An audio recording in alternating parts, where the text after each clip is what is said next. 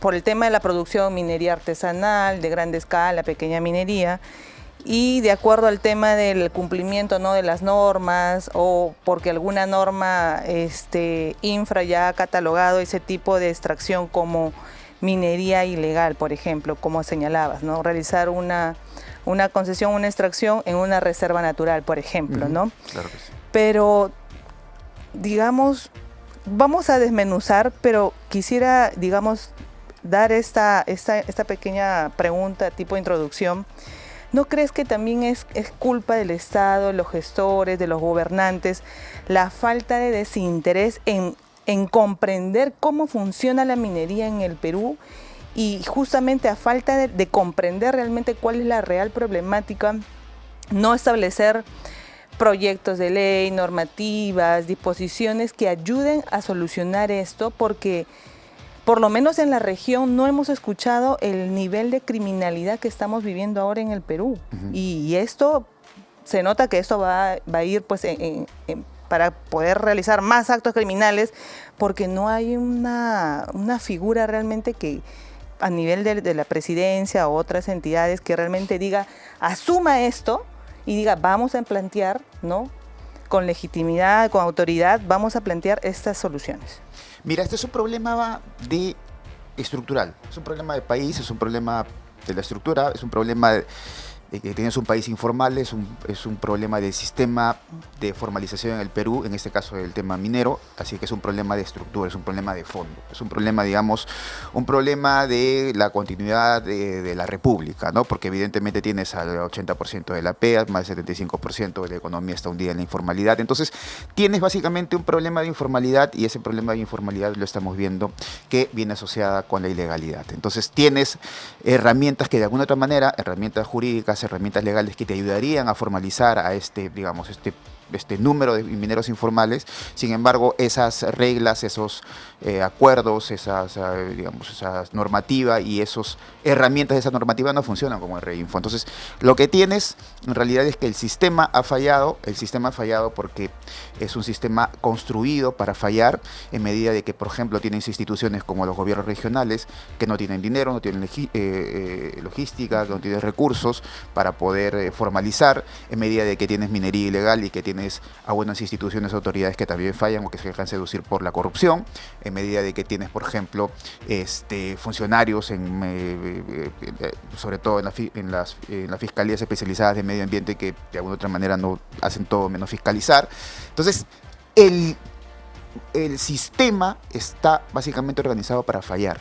Entonces, cuando al Reinfo le dices, por ejemplo, la normativa que ha salido el día de ayer, que Reinfo tiene que ser, se convierte en un mero trámite administrativo para convertirse en un derecho ahora y puedes de tal manera que tú puedes ahora heredar o puede suceder el Reinfo, como dice exactamente la norma, suceder. Entonces, lo que tienes ahora es que el sistema sigue fallando aún más y mientras eso no tienes una ley, que es lo principal. La ley es la Ley de Minería Artesanal y Pequeña Escala. Ahora, la Ley de Minería Artesanal y Pequeña Escala, como se quiere redondear, es un tema que básicamente tenemos que ir al punto neurálgico de la ley. El punto neurálgico de la ley es básicamente las concesiones. Entonces, en las concesiones intentas bajar el número de concesiones, número de años, que tiene 30 años una concesión en el país, para bajarla a 7 años como quieren ahora. Yo te digo, solamente para cerrar, en un país con tanta incertidumbre como esta, con un riesgo político, conflictos sociales, además, en un país poco creíble como este, imagínate tú bajar las inversiones de 30 años a 7 años, eso sería básicamente lo que es ponerle una daga, digamos, en el cuello a la minería nacional, a la minería moderna, que desde la ley del 92-93, la Ley General de Minería, de alguna otra manera ha traído las inversiones para que este país produzca básicamente el 60% de las exportaciones sean minerales, ¿no? Así es. Y para un poco ya contextualizar lo que hemos venido hablando, yo sí quisiera más o menos establecer que el marco, ¿no? O sea, ya que las abogadas un poco somos nosotras y en función a lo que dice Javier Iván, la Ley General de Minería en verdad se aprobó en el 81, o sea, antes que viniera Fujimori. Y era una ley totalmente estatista. Entonces había un monopolio del Estado. Solo el Estado podía extraer los minerales del Perú. Y ahí a ver qué minero formal e informal iba a haber. No iba a haber ninguno, porque el Estado iba a impedir que le quitaran su oro, Claro. ¿no? Recién cuando entra Fujimori, En el 91 saca el decreto legislativo 107 y cambia esto y privatiza la minería y comienza a concesionarla. Y esto recién se establece con la Constitución del 93. Entonces, yo sí he escuchado en otros programas algunos comentaristas que han dicho de que empezó con un marco de concesión grande y después se fue metiendo la minería pequeña y no supieron cómo resolverlo en el camino. No, no es así. O sea, honestamente, desde el aspecto legal, ya desde el 81 la minería grande existía, solo que solo el Estado podía. En el 91 Fujimori privatizó, se pasó a los privados en concesiones grandes, porque solo una concesión grande podía invertir en la exploración necesaria para ese momento, para invertir en minería, porque con el Estado no sacamos casi nada de minerales, recién sacamos minerales con las mineras grandes que están ahorita, y ahora que los pequeños pobladores o los pobladores que están alrededor de las mineras, que ven que pueden también sacar mineral de esas mineras grandes que ya explotaron, salió a partir del 2002, comenzó ese tema de la minería artesanal, ¿no? Entonces, es nuevo porque la privatización es nueva, desde el 91, ¿no? Pero hay que también, yo quisiera decir un tema, que en otras entrevistas también han dicho de que la tierra es de quien se la trabaja, y como poderosa y las demás no la trabajan, debería ser de los artesanales. Pero este principio está en la Constitución del 79. El que no trabaja la mina debe dejarla, dice la Constitución del 79. La del 93 quitaron eso. Eso no lo dice. ¿Por qué? Porque en la del 93 lo que se buscó fue un equilibrio de explotación. Porque si pasaba lo de Choán, no sé si supiste, que se reventó la mina en unos años y sacó todo el mineral que pudo y se fue. Todo el mundo criticó a Choán por sacar todo el mineral de golpe de la mina. Entonces, ¿qué es lo que dice nuestra Constitución? Y ha sido reformulado, incluso respaldado por el Tribunal Constitucional, la sentencia de regalías mineras, que se extraiga los recursos de manera que sea sostenible en el tiempo y la riqueza no sea, somos millonarios un día, tenemos para comer hoy día caviar y mañana no tenemos ni para lentejas. Entonces, la sostenibilidad de la explotación es parte de los principios que rigen la Constitución del 93. Por eso yo sí entiendo que la concesión minera, como tú dices y has defendido, debe mantenerse.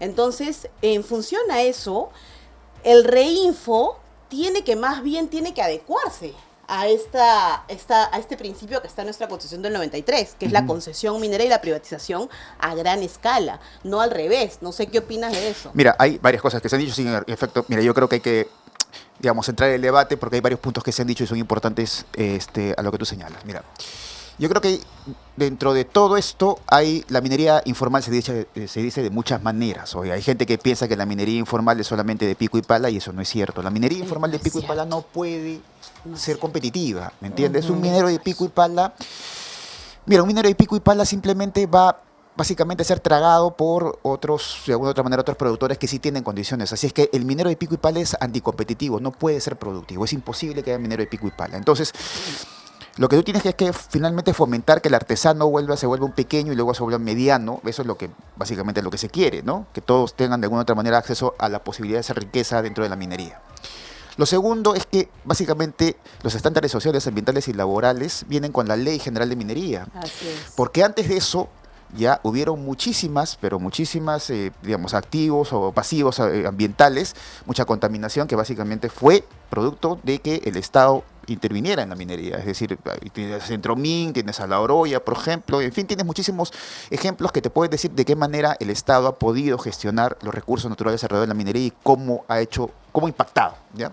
Entonces, con la nueva Ley General de Minería y con todas las leyes que han venido hacia adelante, con la creación de la UEFA, etcétera, lo que tienes tú es que tienes reglas muy puntuales para que las empresas que cotizan en bolsa, empresas extranjeras y peruanas, de alguna otra manera tengan que cumplir básicamente los requisitos peruanos, que son muchísimos más hostigantes que, por ejemplo, en Chile, que en Canadá o que la propia Australia. El Perú tiene una normativa muy alta en ese sentido, alta en estándares de calidad ambiental, etcétera, ¿ya? Entonces, el punto 3, que esto, digamos, del 100%, del 100%, si el problema de la minería informal lo tratamos en un porcentaje, ¿cuánto afecta a las grandes empresas? Alrededor del 10 a 12%.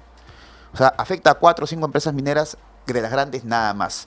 Todo lo demás, es decir, alrededor del 88%, afecta principalmente a las pequeñas y medianos concesionarios. Entonces, aquí se cae un relato. ¿Cuál es el relato? El relato que dice que son las grandes mineras las que no quieren darle concesiones a los pequeños trabajadores artesanales. Eso es mentira. Ahora, el cuarto, como les decía, no son básicamente trabajadores de pico y pala, son gente que invierte mucho dinero. Decir minero informal no es decir un minero que no tenga dinero. A ver, Así es. decir minero informal es alguien que de alguna otra manera tiene $800, mira, tiene $800 básicamente, $800 por metro cuadrado básicamente para minar un socavón. Ahora, multiplica eso por 3 o 4 o 5 kilómetros de extensión que tienes que trabajarla tú para poder llegar a una veta. Multiplica 3 o 4 kilómetros por $800, 800 a $1000, ya ponen términos ahora, pero ¿cuánto dinero es? Entonces, un minero informal, entre comillas, o en vía de formalización, no necesariamente tiene que ser un minero de pico y pala. No lo puede ser, porque eso no sería Lo rentable. quieren Segundo de eso, caricaturizar así, de esa forma. exactamente, pero hay otro punto. Hay el caricaturizar, entonces, quieren romantizar un hecho que no debería hacerse, ¿me entiendes? Hay que decir la verdad, cueste que nos cueste. Entonces, mira, lo que te quiero decir es otro punto. En la zona tienes 52 plantas procesadoras. 52 plantas procesadoras. ¿Qué significa 52 plantas procesadoras? Tienes millones de soles porque tienes cianuración, plantas de cianuración o tienes plantas de mercurio. Básicamente el mercurio es contaminante, eso es lo que no se dice. Tiene que decírselo a la gente, que están contaminando. Y las plantas de cianuración, ¿sabes cuánto te cuesta una planta de cianuración? Puede costarte entre 2, 3, 4 millones, depende de la capacidad de producción, hasta puede costarse 10 millones. Y en la zona hay plantas que tienen capacidad de producción, cientos de toneladas de capacidad de producción, y puede llegar tranquilamente a 10 millones. Así que si tú me dices que un informal necesariamente tiene que estar relacionado en el imaginario popular como el informal de la comunidad ancestral que hace minería ancestral y de minero de pico y pala, eso es absolutamente falso. Mineros informales hay de todas maneras y se dice de todas maneras, no solamente de una. Entonces, el mundo minero informal, solamente el mundo minero informal es un mundo minero distinto, diverso, no hay uno solo, no es homogéneo. Solo para poner un ejemplo, es como decir que no sé, la pesca artesanal es el que se para con su palito y pesca un pescado, ¿no? Bueno, puede Ese ser, romantizar, es eso de que agarras un El pico y anzuelo. pala y esa es tu minería artesanal, honestamente eso no es. No, claro. El solamente- verdadero pesquero artesanal tiene barcos, entra, solo que no tiene bancos de la cantidad de TASA y las demás empresas gigantes.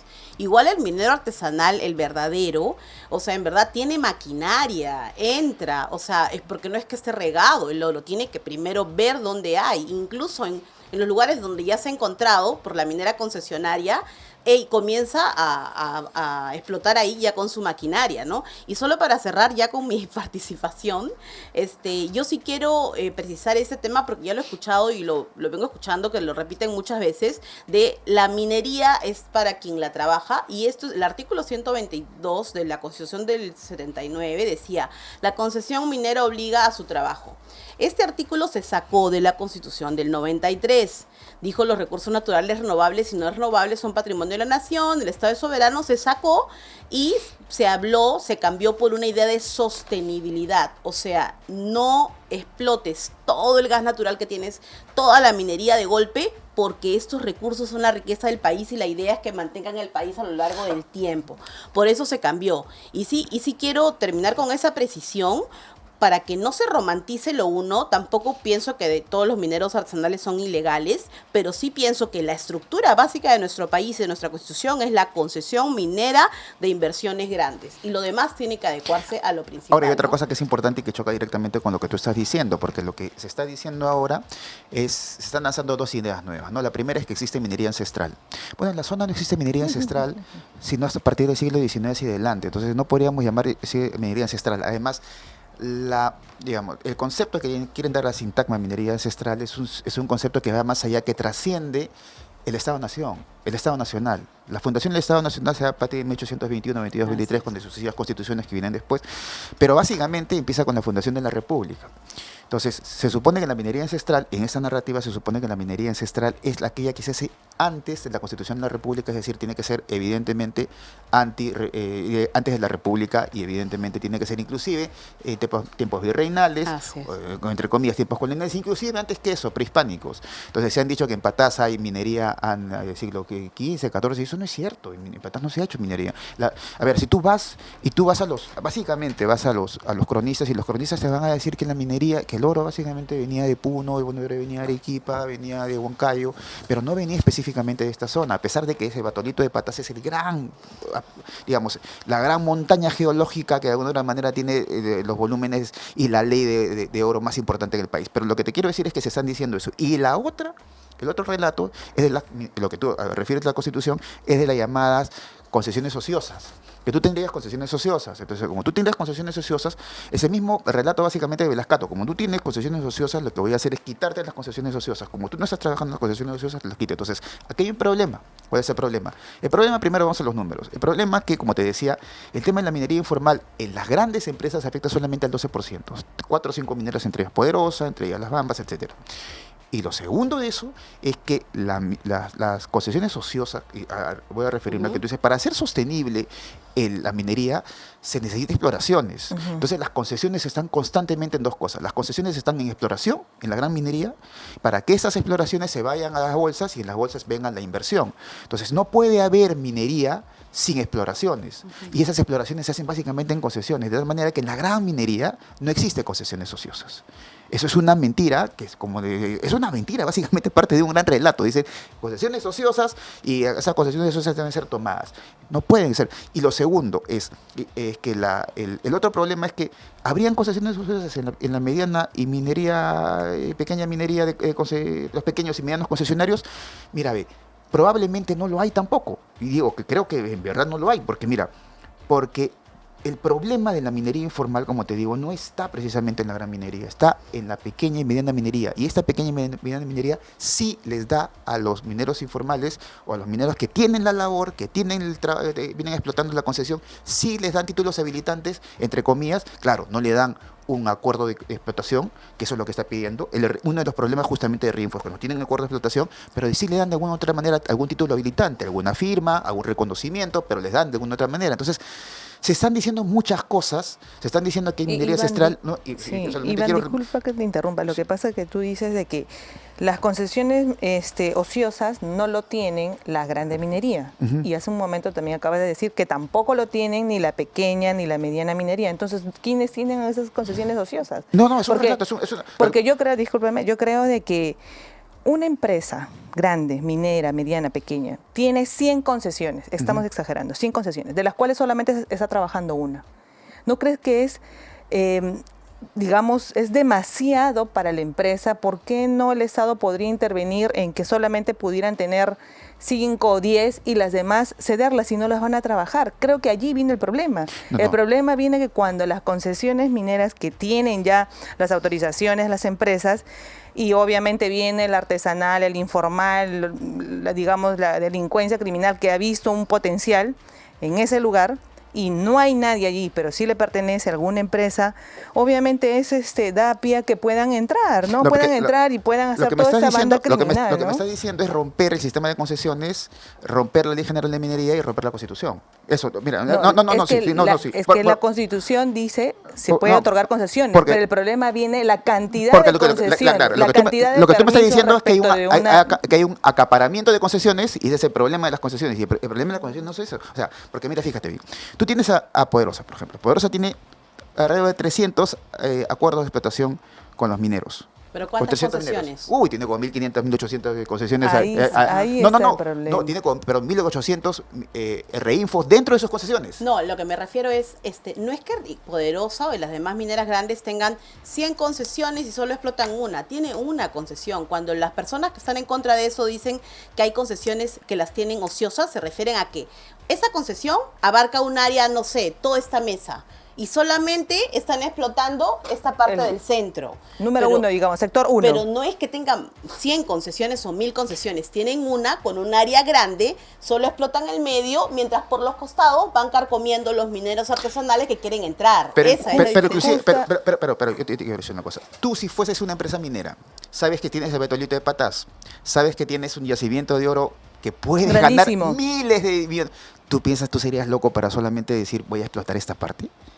No lo puedes hacer. Tú dirías, ¿sabes qué? Voy a explotarlo todo. Porque quiero ganar mucho más dinero, porque quiero ganar mucha más plata. Y lo quiero hacer ahora. Y lo quiero hacer con exploraciones, lo quiero hacer cumpliendo los estándares sociales. Lo que pasa es que el fenómeno de la minería artesanal, entre comillas, o la minería informal, es tanto en esta zona que evidentemente ante el fenómeno tú tienes que establecer acuerdos de explotación. Entonces, tú estableces acuerdos de explotación, lo que haces es un programa de formalización, le estás entregando la posibilidad de que trabajen con tus concesiones, en efecto, le estás dando la posibilidad, ya no solamente eres tú el dueño de la concesión, sino tienes un socio, eres el dueño de la concesión, pero tienes un socio, en la práctica te has hecho socio, y lo que tiene finalmente que el problema se ha resuelto. Aquí lo que están diciendo es que hay acaparamiento de concesiones y ese es el problema. Al contrario, la única posibilidad para que la minería moderna en el país pueda surgir es que de alguna u otra manera sea productiva a escala y la única posibilidad es darle a la minería las mayores posibilidades de que tengan mayores concesiones. No te digo que tengan al infinito, pero que evidentemente la producción tiene que ser rentable y hay un nivel en el que tiene que ser rentable. Como te digo, si tú fueses un empresario, ¿tú crees que solamente vas a explotar el 4%, como dicen de Poderosa? No, imposible, no lo puedes hacer. Ahora, el otro tema que se dice, y con esto quiero pasarle la pregunta. La empresa Poderosa no nos deja hacer. Oye, discúlpame, que una empresa del tamaño de Poderosa o una empresa minera que se cree como Poderosa, que va a dar redundancia, es poderosa, digamos, que te limite a ti. O sea, Poderosa debería ser una empresa que, o sea, si Poderosa dominara esa zona, no habrían problemas. Pero el problema es que no lo puede hacer, ¿me entiendes? Porque no es función de Poderosa dominar el asunto, porque ellos hacen minería. Entonces aquí el problema es que se está, y finalmente el problema no es de Poderosa, no te fijes en Poderosa, el problema es del sistema de formalización minera en el país que ha sido un fracaso completo. Y eso da pie a que se digan relatos como minería ancestral, como acaparamiento de concesiones y como concesiones ociosas. Iván, precisamente tengo preguntas respecto a eso, a la formalización, porque me acuerdo haber visto hace unos meses atrás a mineros acampados fuera del Congreso de la República por el tema del Reinfo. Y también quisiera conocer tu opinión acerca de lo que se dio del Reinfo, pero también preguntarte algo fuera de la caja. O sea, estamos hablando ahorita del sistema, cómo funciona, de la minería en sí, pero ¿cuáles son los intereses que crees tú que podría haber detrás de estos ataques, de esta narrativa de hablar de una concesión ociosa y demás cosas? ¿Qué crees que se esconde detrás? Porque, por ejemplo, cuando hablamos nosotros, te hago una analogía, en el tema educativo, y vemos que quieren insertar en el currículo educativo un enfoque de género que contraviene el derecho de los padres a educar a sus hijos conforme a sus convicciones, me parece que también se da una especie de ideología ambientalista que también recibe bastante financiamiento y que está de parte de que ese desarrollo sostenible se convierta finalmente en lo que es dejar los recursos bajo tierra, incluso no hacer minería. No sé si has escuchado de ese colectivo Paz, que también ahora está haciendo su propaganda en la televisión, en la radio y por todo lado. Es una pregunta que hago yo como ignorante en este tema y quisiera que la respondas. Todos somos de una ignorante, pero lo que te quiero decir es que, mira, no hay que criminalizar la minería informal. Esa es una de las cosas importantes. Tampoco hay que romantizarlo ni idealizar a la minería informal. Lo que hay que decir es simplemente la verdad. Entonces, ¿hay mineros informales que quieren formalizarse? Sí lo hay. Por ejemplo, tienes a la Sociedad Nacional de Pequeños y Mineros Artesanos, que es dirigido por la señora Cecilia Jucarrima, al que yo, la verdad es que invito para que venga acá a dar su experiencia de vida y de qué manera ellos son tan pequeños artesanos, pero se han podido formalizar. Sonamipe se llama. Tienes aquí a Sonamipe, pero también tienes a mineros que no quieren formalizarse, porque quieren vivir con el status quo. ¿Me entiendes? Porque en serio, la informalidad en el Perú es tanta que es un fracaso. Y de verdad, nadie tiene alicientes para poder formalizarse en el país. Nadie tiene alicientes. ¿Por qué? Porque vas a pagar por servicios que no te lo van a dar, vas a pagar por seguridad que no te lo van a dar, vas a pagar por agua que no te van a dar, vas a pagar por educación que finalmente vas a terminar poniendo a tu hijo en educación privada, vas a pagar terminando pagando la salud. En fin, no te va a dar nada el Estado. Y tú cuando conversas con los mineros informales, con un grupo de ellos, te dicen eso exactamente. No pienso pagarle ni un solo a la SUNAT. Dicen que pagan, evidentemente pagan, sí, claro, pero no pagan como pagaría si estuviesen absolutamente formalizados. Y luego de eso hay mineros informales, ilegales, que se camuflan por los mineros informales. ¿Me entiendes? Pero luego de eso además hay en todo el movimiento de minería informal o en vías de formalización, el término minería en vías de formalización no existe tampoco porque no lo encuentras en la normativa, sé que sea un abogado, no lo encuentras en la normativa. Pero lo que te digo es que hay también propiamente intereses políticos dentro de que pueden tenerlo, con justa razón pueden tenerlo, porque digamos, todos de alguna u otra manera tenemos intereses y todos de alguna u otra manera queremos defender nuestras causas. Claro que sí, pero eso tiene que ser absolutamente transparente, ¿me entiendes? Y además debemos respetar cierto marco jurídico que ahora nuevamente no se está respetando. Y ese marco jurídico no lo quiere respetar, por ejemplo, con una ley MAPE. Cuando la ley MAPE quieres hacer que las concesiones, para liberarte tú de las concesiones, entre comillas, el acaparamiento, lo que vas a hacer tú es reducir de 30 a 7 años en un país como este. Mira, Quellaveco, por ejemplo, Quellaveco se empezó a desarrollar en el 93.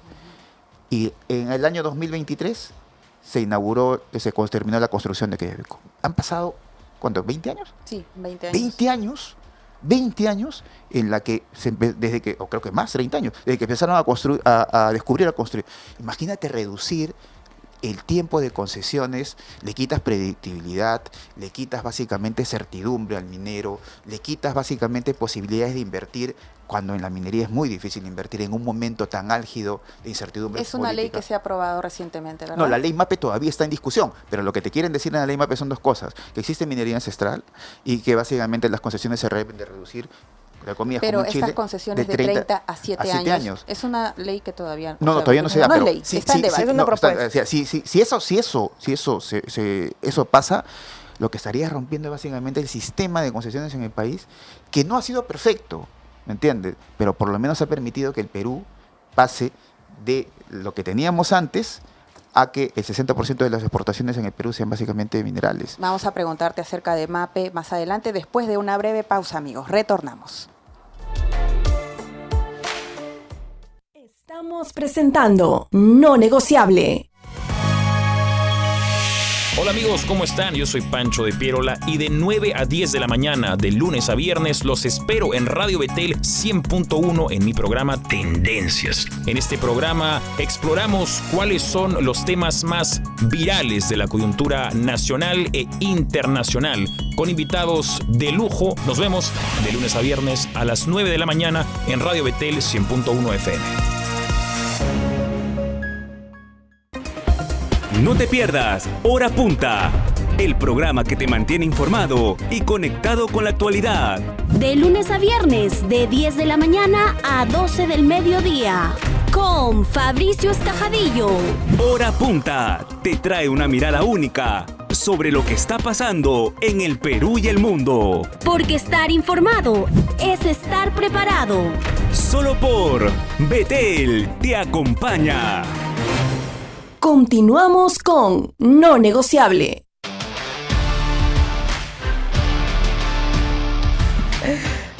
Muy buenas tardes amigos, estamos en tu segundo bloque de tu programa No Negociable. Estamos abordando el tema de masacre en Patás. Es una zona sin ley y básicamente más que digamos desarrollar el tema criminal en sí mismo, estamos abordando la problemática general respecto al tema de la minería en el Perú, todas estas normas, las propuestas, los decretos que han salido el día de ayer, y estamos con nuestro especialista, nuestro amigo Javier Iván Arenas. Nos ha dicho que podemos decirle Iván, sí, para los amigos. Y estábamos abordando justamente un tema de las concesiones, ¿no? El tema, la problemática de esas concesiones ociosas, ¿no? Que algunas empresas mineras, en realidad yo sí, mi posición particular respecto a ese tema es que, bueno, esta concesión se le otorga un plazo, se le da las condiciones, digamos, en el contrato, y hay un porcentaje, Iván, de cuántas estas concesiones, pese al plazo, no han sido explotadas, no han sido exploradas previamente, no han sido trabajadas. Hay un porcentaje que se puede saber para más o menos ver si la problemática puede partir de allí, sí, o definitivamente no. No hay, digamos, eso básicamente es data que tiene cada empresa minera y cada empresa minera le puede dar al pero sí lo deben tener. Lo que sí hay es, por ejemplo, data de cuánto ha sido más de cerca de 1.100 millones de dólares en proyectos de exploración. En el Perú ha roto, digamos, récords, porque el año pasado, creo que si me equivoco, fueron 400 millones. Ahora el Ministerio del Ambiente no tiene ese sería el Ministerio de Energía y Minas. El Claro, Ministerio de sí, Energía y Minas. claro, pero tienen alrededor de 1.000 millones en inversión en exploraciones que las hace la gran minería, ¿no? Básicamente esas empresas que, digamos, las 4 o 5 empresas que están siendo atacadas por mineros en vía de formalización. Quisiera preguntarte, porque antes de la pausa estábamos con la curiosidad de saber de este proyecto de ley que se ha presentado, de la ley MAPE. No es ley porque aún va a entrar en un debate, ¿no? Según lo que comentabas. Pero no hay ningún beneficio entonces en este proyecto de ley. ¿Quiénes lo estarían impulsando y con qué propósito? ¿Cuáles son los intereses detrás? Yo creo que los intereses de la ley MAPE básicamente son intereses que obedecen no a los mineros que quieren formalizarse, sino a los mineros que quieren vivir en el status quo. Me parece que va por ese lado. Me parece que es una ley que si se aprueba con algunos conceptos como, por ejemplo, reconocimiento de la minería ancestral o de cambiar el tiempo de concesiones, me parece que básicamente lo que estaríamos haciendo es mandándole una señal de inseguridad jurídica al quien viene a hacer empresa, porque la minería, uno dice la minería, pero la minería es una actividad muy difícil de hacer. Porque tienes que cumplir normativas internacionales, porque tienes que cumplir normativas nacionales, porque además debes construir la minería, pero además hay otra cosa que es importante, tienes que lidiar con las comunidades, tienes que lidiar con el Estado. Hay para empezar un gran proyecto de 4.500 millones de dólares. Poner 4.500 millones de dólares en un país como el Perú ya es de alguna otra manera un riesgo, pero lo pones 5.000 millones de dólares, o pones 2.000 millones de dólares, como ese proyecto, por ejemplo, Tía María. Del día cero al día que vas a construir, hay aproximadamente más de 15 años, 18 años, y hay cerca de 500 pasos. ¿Me entiendes?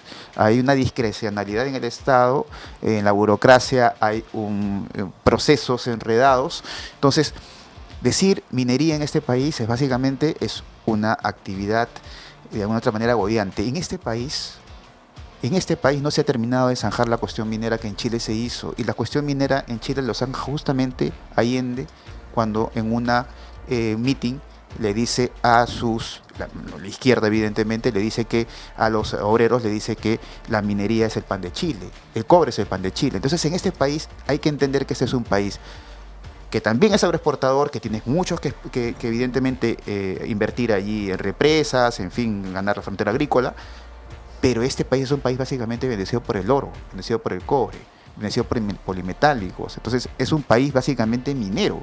Entonces en un país minero tú le pones absolutamente todos los candados para que no pueda desarrollarse, y si le pones una ley que reduzca de 30 años a 7 años las concesiones, no estás aprobando una ley, te estás bajando el sistema de concesiones, que básicamente es el sistema de propiedad. Sí, o sea, en verdad yo sí no creo que pase eso, sería una locura que pase de 30, en verdad sería inconstitucional, según mi perspectiva, pero hay que tomar en cuenta varias cosas, o sea, en verdad, en el tiempo en que antes del cambio de la ley de minería, que sigue la misma desde el 81, pero que se cambió en el 91 por Fujimori, y hubieron un montón de cambios y dejó de ser solo el Estado el minero, pasaron a los privados, como todo, ¿no? Telefónica, las eléctricas, todo se privatizó con Fujimori en el 91 con un montón de decretos legislativos. El decreto legislativo 707, creo que fue el que cambió, 708, la ley de minería, y la hizo privatizar a grandes empresas, porque nadie, con todo lo que se necesita para explotar una minera y toda la maquinaria y la inversión en años por metro cuadrado, nadie en el Perú puede explotar esa cantidad. Tenían que venir inversiones extranjeras, y para eso tenía que dar un marco jurídico estable, ¿no?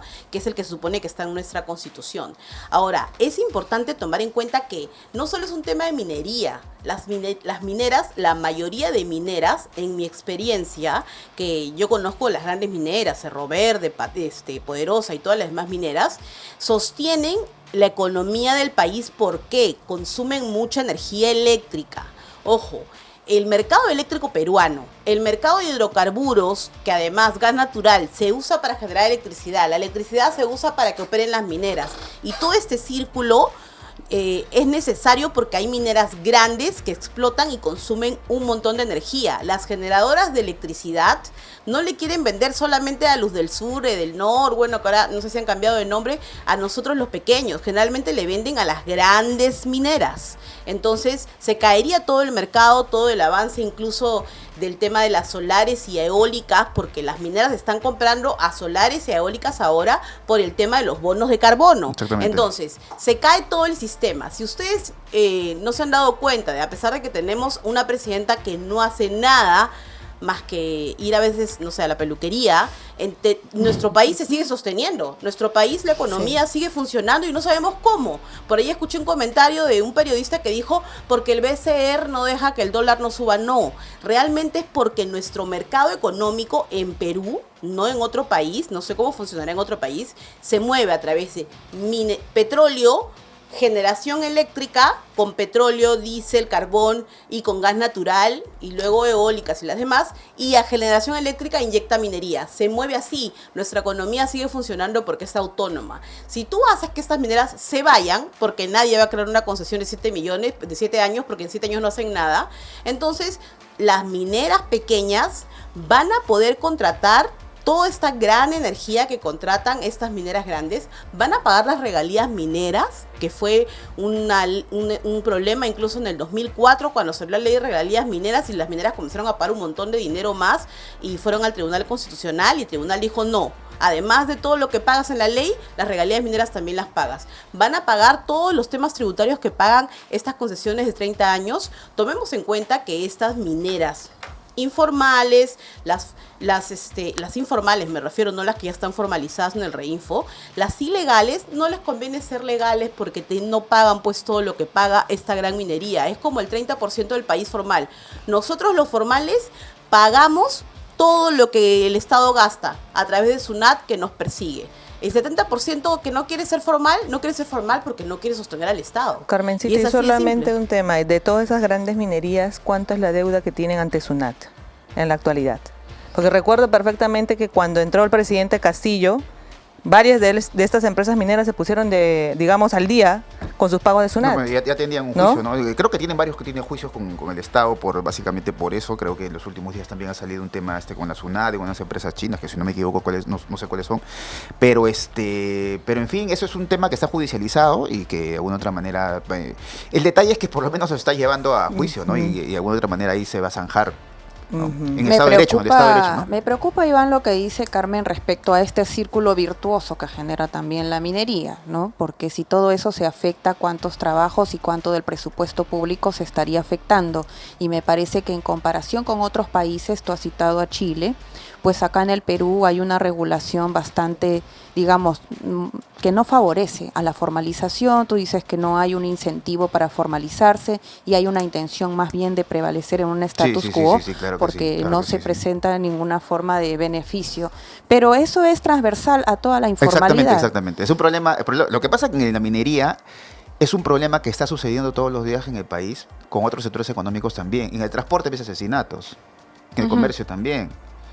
Entonces, en la minería también está habiendo asesinatos. ¿Crees que este colectivo, por decir en general, hay colectivos detrás, asociaciones que pretenden politizar este hecho de lo que ha sucedido en Patás para decir no a la minería de arranque? Yo creo que hay gente que no solamente no quiere politizar, sino está ideologizando un tema que es absolutamente técnico. Porque si la ley MAPE lo ves desde el punto de vista técnico, puede resolver el problema. O sea, puede resolver el problema. ¿Cómo resolver ese problema? Llegas a acuerdos de explotación. Pero ¿qué pasa con los acuerdos de explotación? Como te digo, yo puedo llegar a un acuerdo de explotación, pero ¿qué pasa en Patás? Que vienen bandas criminales y dicen, mira, a mí no me interesa que tú tengas ese acuerdo de explotación, yo puedo meterme a tu socavón, ya, así tengas acuerdo de explotación, y van e invaden, lo que se llaman, entre comillas, pechan, ¿no? Lo que invaden, entonces ya acabas el acuerdo de explotación, te liquidas un acuerdo de explotación que tenías con la empresa. Entonces, así está sucediendo básicamente en toda esta zona.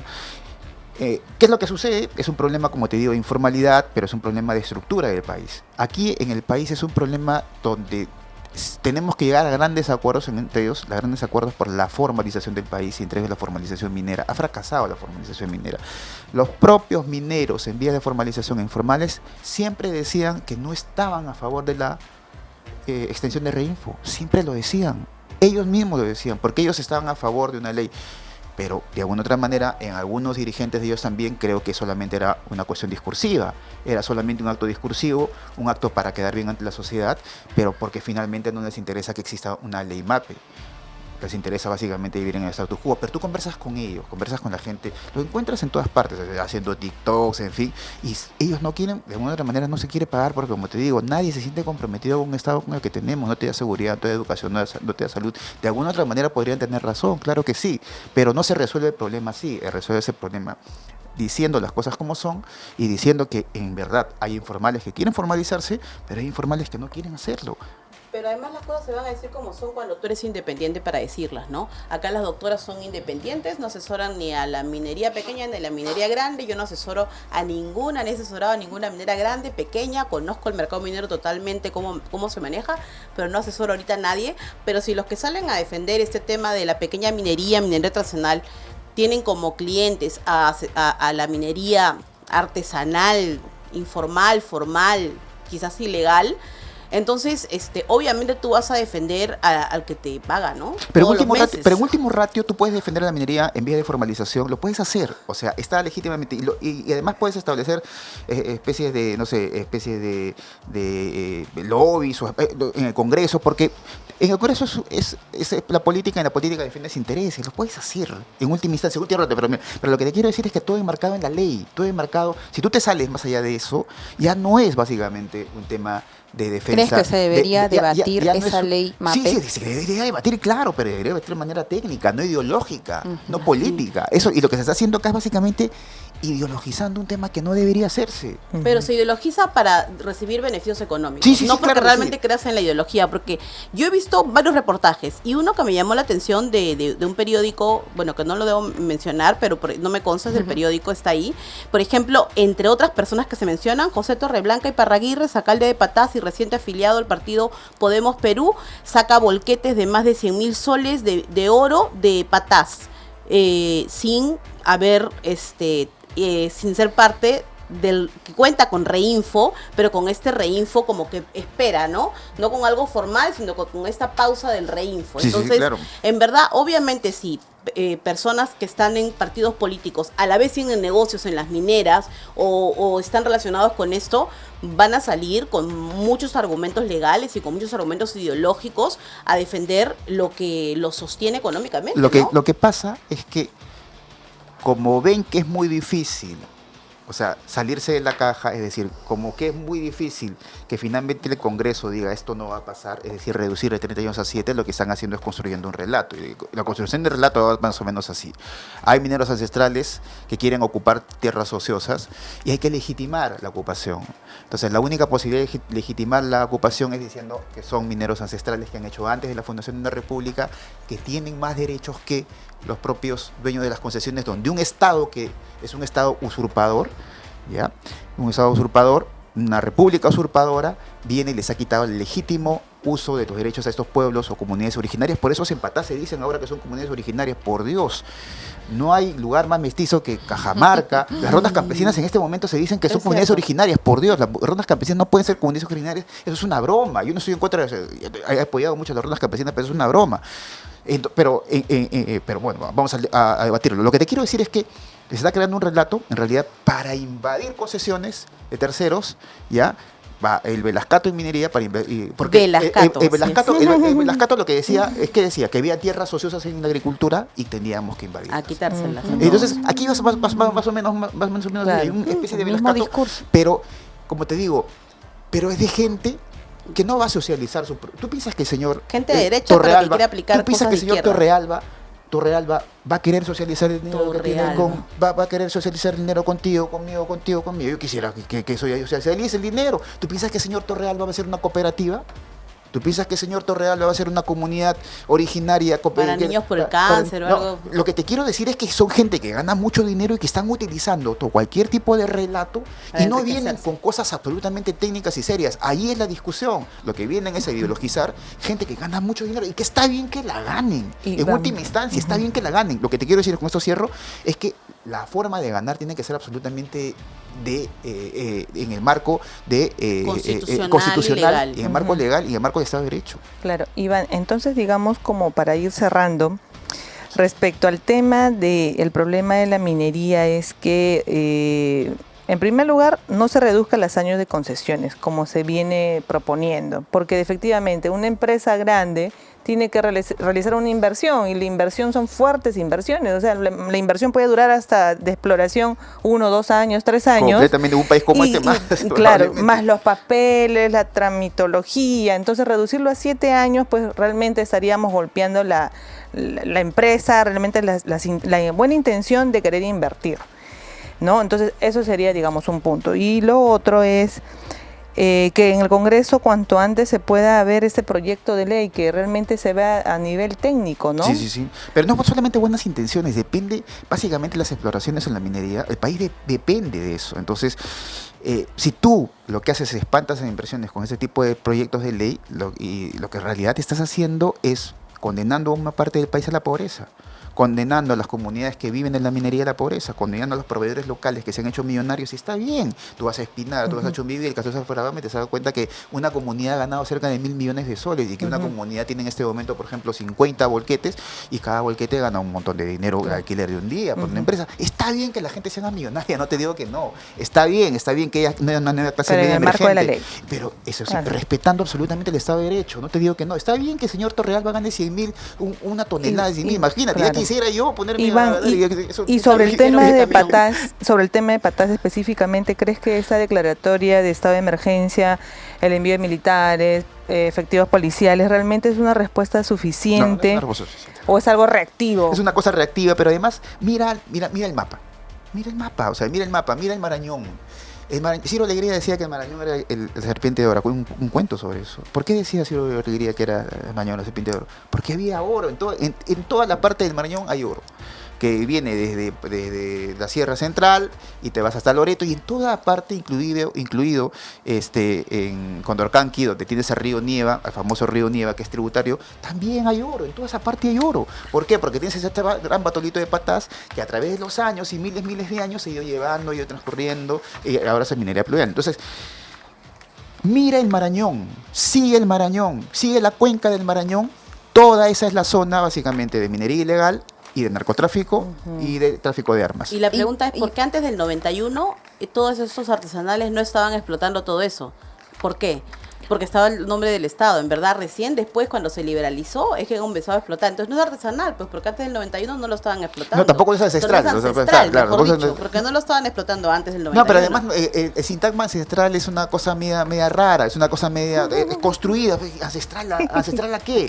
Porque los romanos en Navarra, por ejemplo, pueden decir, oye, los italianos pueden reclamar ahorita la minería que se hace, o los españoles pueden decir, ¿sabes qué? Ustedes han venido a contaminar, porque ahí en España hay minas que realmente han hecho, en fin, pero pueden culpar a los romanos, entonces acá pueden culpar a los incas, además la zona no se ha hecho minería. O sea, justamente sobre eso quería preguntarte. Que esta narrativa que tú estás denunciando acerca de precisamente los mineros ancestrales y demás, ¿se parece a lo que sucedió en el gobierno de Humala con Tía María, con esto de la consulta previa de las comunidades originarias, y que hay más de 2.000 lenguas, creo, originarias registradas en el Ministerio de Cultura?